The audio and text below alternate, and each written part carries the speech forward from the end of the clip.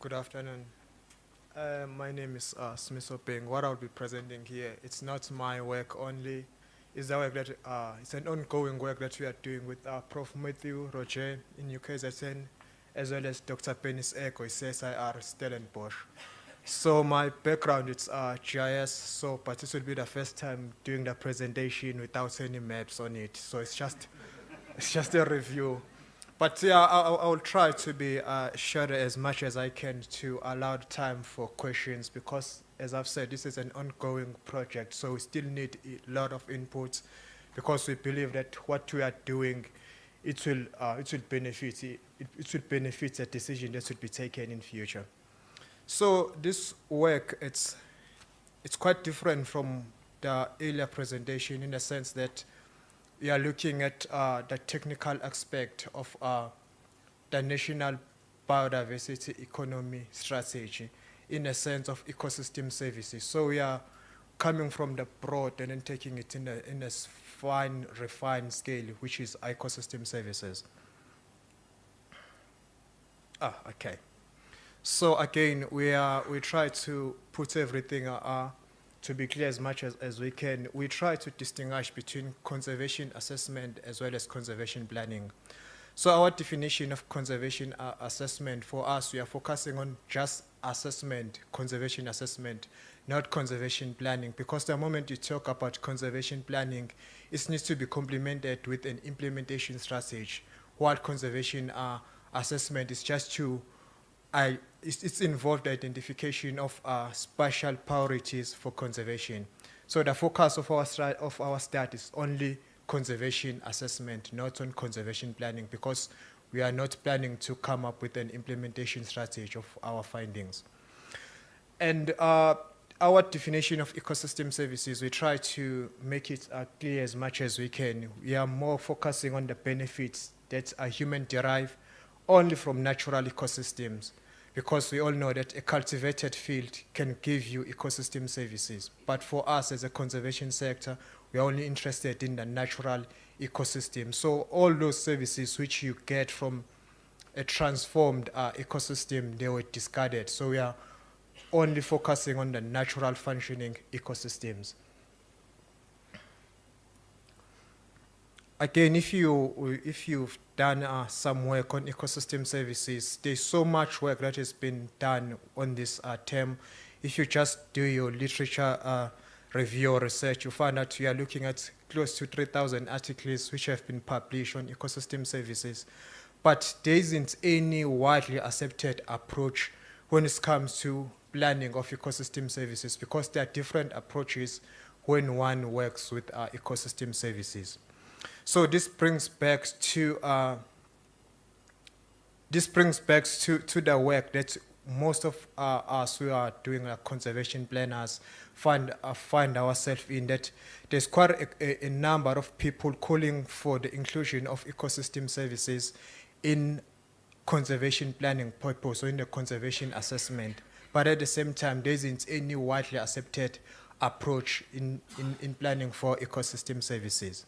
So the argument is that if you include ecosystem services in conservation assessment, that would give us an integrated approach, so that the areas which you identified as important for biodiversity, they will be not just important for biodiversity only, but they'll be also be important for human benefits or social benefits, because they bring the economic aspect of it. So our aim was just to talk to that, to the first PowerPoint there of that there isn't any widely endorsed methodology. So we try to check what has been done in terms of ecosystem services as well as conservation assessment worldwide, not only in South Africa, but across the globe, just to check whether can we find something interesting in the work that has been done. Is there any work that has completely included ecosystem services within the conservation assessment? If there is such work, how did they go about? So in order to do that, what we did, we just do a peer review. We just did a peer review literature of all the publication that focus on ecosystem services as well as conservation assessment, just to check what has been done out there Is there any direct links between ecosystem services as well as conservation assessment? So the way we go about, we assess 3 questions on our approach. The first was just to look at the extent of how ecosystem services has been included as features in conservation assessment. The second question that we're trying to address was what type of ecosystem services have been included. As we all know that there are different types of ecosystem services. So we just want to check which one got a lot of attention in conservation assessment. And the last question was how have these services been accounted for in our conservation assessment. I'll just, as my presentation carry on, I'll just touch based on those things. So, and as I've said, our research is just a review, so we haven't done any work. So what we did, we just do a literature search or literature review using all these terms. I did not include all the search phrase that we use, but I just highlighted, I think it's 7. There are many terms which people use when they refer to conservation assessment or ecosystem services. And we try to check all the articles that cover these terms as well as other terms, which if I have to include them here, you won't even see them because there are plenty of them. So our aim was just to check all the publication, only the peer-reviewed ones, the ones that have been accepted, not just an article that someone just put on Wikipedia. We just need the ones that have been peer-reviewed, the ones that have been published, and then we searched them, and then we downloaded them, and then we try to check and try to answer the questions that the study was saying. Okay, so after the whole process, we come up with 500 peer-reviewed articles, which at the end of the day, we ended up like only selecting 100, because we felt that 500 would be too much to go through all 500. As I've said, this was just it's not a study that one person is doing, 3 people which are doing other kind of work in their respective companies. And then we excluded conceptual papers, And what we did with ecosystem services, we followed the Millennium Ecosystem Assessment of categorizing them into 4 broad categories in regulatory, supporting, provisioning, and cultural. So the results, as much as when it comes to result, before I talk about the result, this study was first done by Dr. Bernice Ego in 2006 as part of her PhD project in looking at how ecosystem services have been accounted for in conservation assessment. And then her results were quite different from what we got. Back then, they were just rarely mentioned. But after 10 years, because her study was published in 2006, after 10 years, we found a positive feedback in terms of the inclusion of ecosystem services within the conservation assessment. Out of 100 papers that we did analysis on 75 or just 75%, they explicitly included ecosystem services. So that's just to tell you how important or how the landscape has changed. Because in the past, when you are looking at the earlier conservation plans, the ones that were done early 2000, 2002, 2003, you found that they were more focusing only on biodiversity conservation without mentioning of any ecosystem services. But 10 years now, after 10 years or 20 years, if you said early 2000s, you see that most of our new conservation assessments that are coming up, there's so much focus on ecosystem services because most people, they understand that now when it comes to conservation sector, this thing of promoting biodiversity conservation without including the human benefit, you won't get attention from the policymakers because that's what, when you're looking at the policymakers, they are more interested in the human aspect rather than the scientific aspects. So it's quite important to try to integrate that too. And so that people can take you serious, especially the policymakers, which play a huge role in driving this process forward. And then out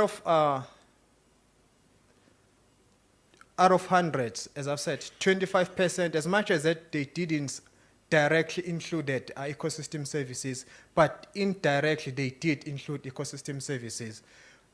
If I'm talking about indirect, you find that as much as they don't specifically talk about ecosystem services in a direct way, but if you analyze them in terms of processes, you find that they will talk about they are doing a conservation assessment for spatial habitat. And then if you try to go into details, you find that, for example, let me just make a simple example. You find that there will be a conservation assessment that strictly deal with the conservation of forest.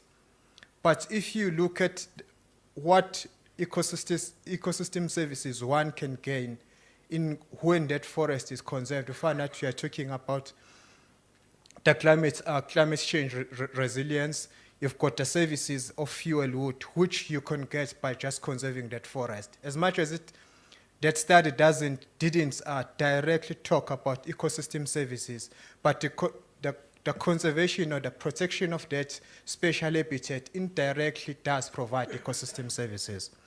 So there's quite an increase in the awareness of ecosystem services in the last 2 or 3 decades within the conservation sector, per se, within the conservation planners. Most of the recent conservation planners, they did include ecosystem services. So if I try to present this in a graph, you'll see that most of the studies, out of hundreds, close to 40 of them, they directly talk about ecosystem services within the conservation assessment, which I think that's quite a positive thing if you consider that in the past, 15 years ago, when you were talking about the conservation assessment or conservation planning per se, we were mainly focusing on biodiversity conservation without mentioning of ecosystem services. But if you fast forward the whole process after 15 years and then you see this kind of result, this shows that there's quite an emphasis on ecosystem services within the sector. And then that's quite positive for us because we understand that to take this process forward, you need the buy-in from the policymakers.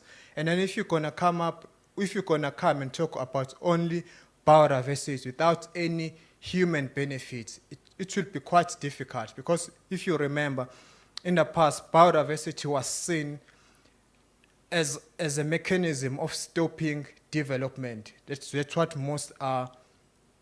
most policymakers felt in the past. But the moment you try to introduce the human benefit out of the process or towards the work that you are doing, that's where we're going to get a lot of buy-in from our policy people. And then if I carry on and talk about the second question of what services have been included, you find that using the Millennium Assessment categories, you find that most of our studies, they focus on regulatory services followed by provisioning services. And then if you go down and check what kind of specific ecosystem services most conservation assessment studies focus to, you find that water production ecosystem services is leading, as well as climate change, climate regulation services. Again, it's not surprising because at the present moment, water is quite a key issue, not in South Africa, but worldwide. So that's why if you check your conservation assessment, they tend to deal with the water production or water regulation type of ecosystem services. I think in South Africa, we've recently, I think 2 or 3 years ago, we saw the publication of an NFIPA report which deal with this. And then the services of climate regulation, I think as a country, we've recently got a climate change strategy. So these are the type of things that will take the process further, rather than focusing only on biodiversity or only the science of conservation without including the human benefits. So, and how are these ecosystem services accounted for in our conservation assessment? We come up with three main approaches how our ecosystem services are accounted for within the conservation assessment. First is through biodiversity pattern. As I've said earlier on my example, we found that there would be conservation assessment which strictly focus on the conservation of wetlands. And then we know that by conserving that wetland, you'll be getting the service of water regulation. So it's not only that you'll be just presenting or preserving or conserving wetland, but there'll be also ecosystem services associated with that. As much as we are talking about the biodiversity pattern, but there are ecosystem services associated with that. As well as the second point is through ecological processes. Again, when you talk about ecological process, you're talking about maybe some of our species. You find that there will be a conservation assessment which give much attention on certain species. Maybe they provide the service of pollination. So that's another ecosystem service. As much as it doesn't directly talk much about the service of pollination, but we know that by conserving that particular species, you are also getting the services of pollination through mapping of services. As much as the last one, it's quite tricky in the sense that there isn't any widely accepted methodology of mapping ecosystem services. There are different approaches out there depending on the nature of the study, but we find that most of our conservation assessment, they do map ecosystem services. So in conclusion, what we find from our review, we find that there's quite an increase in the inclusion of ecosystem services within the conservation assessment. As I've said, most recent conservation assessment, they did include ecosystem services to promote an integrated approach of not just conserving biodiversity, but also including the human benefits out of the process. But again, everything is got in constraints and opportunities. There are some still constraints, and then there are also still some opportunities which still needs to be explored out there. So the constraint, as I've said, the methodology to map ecosystem services, we don't have a standardized way of mapping them. So it becomes a trick, when you wanna include them on your conservation assessment, because it's not similar like your conservation planning, where you know that you can use your Maxen, or maybe you can use your zonation. But when you talk about your mapping of ecosystem services, we don't have such tools. So it creates those are still constraints. And then again, the relationship between biodiversity and ecosystem, as much as it's that simple, but it's not that simple when you go to the nitty-gritty or the technical aspect of it, because it doesn't mean that if you conserve biodiversity, you're also maintaining ecosystem services. So there's still another, 2 minutes now, I'll be done soon. So, and the relationship between biodiversity and ecosystem, as much as if you take it in a broad sense, you must feel that it's simple, but it's not that simple. Because it doesn't mean that if you conserve biodiversity, you're also maintaining ecosystem services. So there's still more research that still needs to be done on that aspect. And my last slide is talk about the opportunities. If we're gonna promote this, it will allow us an integrated approach, which would provide incentive for conservation, and it will also give us, or it will also show us the areas where we can have trade-offs between biodiversity and ecosystem services, depending which one is more important or which one is more key. And again, just by looking at, by including ecosystem services within conservation assessment, it will help us in terms of implementation of conservation assessment, and then that will feed into your conservation plan, because your assessment did include ecosystem services which got the human benefit. So it's easy to defend it, and then it's easy for people on the ground or people who are not part of the scientific community to understand. Because if you come and just talk about biodiversity, some people, they find it difficult to to understand. But the moment you talk about the human benefits associated with your biodiversity, that's where people start to give you attention, because you are talking the language that they want to listen to. And yeah, as I've said, this is an ongoing project.